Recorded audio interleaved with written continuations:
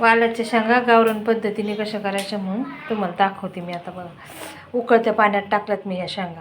आता त्याच्यासाठी शेंगदाणे भाजून घेते.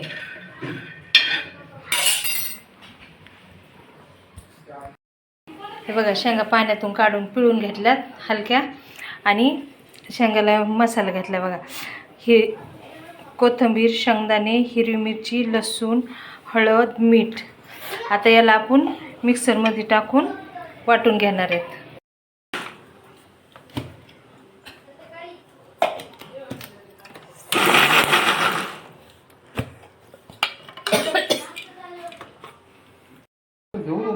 हे बघा, असं वाटलंय. जास्त बारीक पण नाही करायचं, थोडंसं ठोसरच ठेवायचं. आणि आता या पिळलेल्या शेंगामध्ये त्याला मिक्स करून घेणार आहे. असं त्याला मिक्स करून घेणार आहे.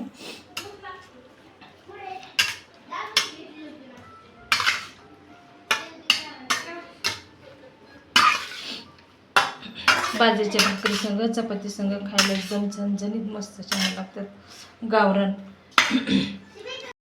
हे बघा, कढईतलं तेल तापले. आता त्याच्यात आपल्याला 1 चमच जिरे घालायचे.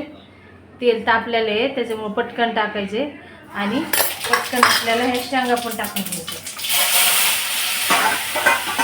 आणि जिरे जळत नाही. हे बघा, चांगलं मिक्स करून घ्यायचं.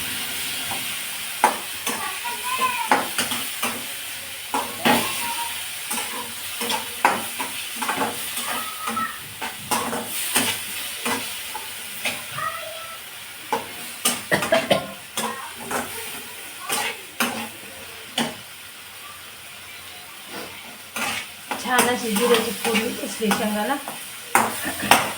आणि आपल्याला पाहिजे असं आपण त्याच्यात पाणी टाकू शकतो, किंवा सुक्या ठेवायच्या असल्या तर पाणी टाकायचे नाही.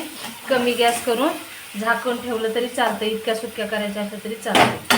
जर रस्सा करायचा असेल आपल्याला थोडा, तर आपण हे असं पाणी घालायचं थोडं त्याच्यात. आणि बाजरीच्या भाकरी संग, ज्वारीच्या भाकरी संग खायला एकदम मस्त झणझणीत अगदी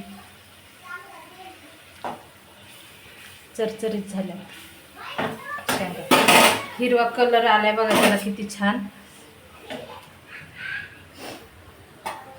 हे बघा, 10 मिनटं शिजवल्यात मी शेंगा परत त्या मसाल्यामध्ये.